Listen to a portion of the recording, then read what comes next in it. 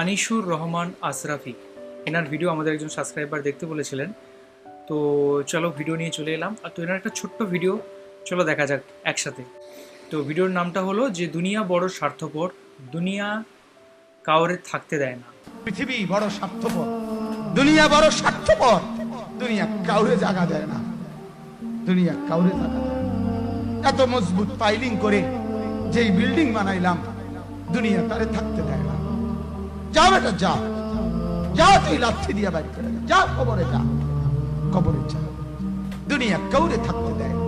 দুনিয়া কত ক্ষমতা ধরকে মাটির নিচে ফেলায় দিছে, দুনিয়া কত সম্পদ আলাকে মাটির নিচে ফেলে দিছে, দুনিয়া কত সুন্দরী নারীকে মাটির নিচে ফেলায় দিছে, মাটির সাথে রেজা রেজা করে ফেলছে। আজ আর চেহারা নাই, আজ আর রূপ নাই, আজ আর যৌবন নাই, আজ আর ক্ষমতা নাই। এমন বাদশা ছিল পৃথিবীতে যার হাতের আঙ্গুলের ইশারায় মানুষের গর্দান উড়াইয়া দিত, যার হাতের ইশারায় উঠতো মানুষ, বসতো মানুষ। আজ বাদশারা নাই, আজ সম্পদওয়ালারা নাই, আজ মালওয়ালারা নাই। দুনিয়া কাউরে থাকতে দেয় না, কাউরে না দোস্ত, কাউরে দেয় না। দুনিয়া দাদারে আমার থাকতে দেয় নাই।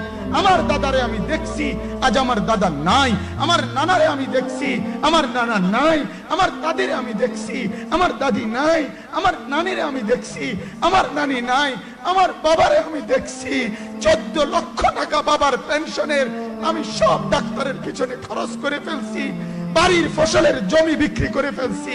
আমার বাপ যেন না মরে বারবার বারে হসপিটালে নিছি, কিন্তু দুনিয়া আমার বাপকে থাকতে দেয় নাই। আমার বাপ কবরে চলে গেছে, দুনিয়া কাউরে থাকতে দেয় না, কাউরে না, কাউরে না, কাউরে না, কাউরে না। আমার বাপ দুনিয়া কাউরে থাকতে দেয় না। তুমি থাকবা না, তুমি থাকবা না। দুনিয়ার ধোকায় পড়ো না বাপ, দুনিয়ার ধোকায় পড়ো না।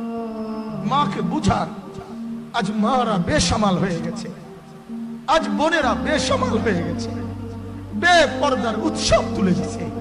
এটা যেন আল্লাহর সাথে যুদ্ধ করছে।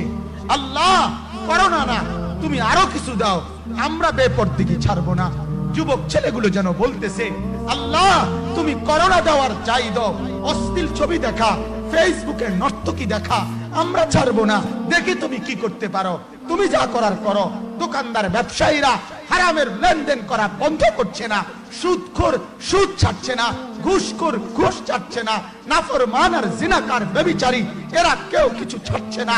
বেহায়ার বেপর্দা নারী তার অশ্লীলতার বেহায়াপনা ছাড়ছে না। মুসলমান তার ঘরে টেলিভিশনের নর্তকীর আওয়াজ তো বন্ধ করছে না। হায় করোনা কিভাবে যাবে, আযাব কিভাবে যাবে বলেন, বলেন, বলেন আপনারা। আমার বাপ ফেরাউনের উপরে তো আযাব এতদিন ছিল না, নমরুদের উপরে আযাব এতদিন ছিল না, সাদ্দাদের উপরে আযাব এতদিন ছিল না, কারুনের উপরে আযাব এতদিন ছিল না, লূত আলাইহিস সালামের কওমের উপরে আযাব এতদিন ছিল না, হুদ আলাইহিস সালামের কওমের উপরে আযাব এতদিন ছিল না, নূহ আলাইহিস সালামের কওমের উপরে এতদিন আযাব ছিল না। আজ আমরা মালিককে এই পরিমাণ নারাজ করছি, মালিক এত বেশি নারাজ। আজ 1 বছর হয়ে গেছে, 1 বছরের চাইতে বেশি হয়ে গেছে, কই করোনার মহামারীর আযাব তো যাচ্ছে না, গেছে গা বলে।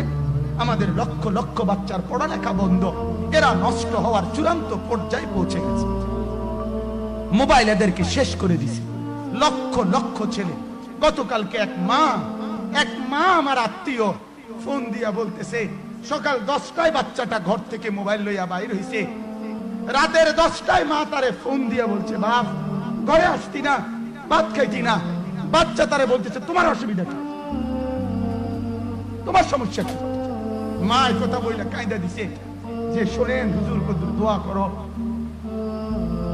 এক বাচ্চা, এক ছেলে, সে যদি তার মাকে কথা বলতে পারে, তার মানে গুনাহ তারে এত মজা দিয়া দিছে, ফেসবুক তারে এত মজা দিয়া দিছে, ইউটিউব তারে এত মজা দিয়া দিছে, নর্তকী তারে এত মজা দিয়া দিছে, গুনার দৃশ্য তারে এত মজা দিয়া দিছে, সে মাকে ধমক দিচ্ছে।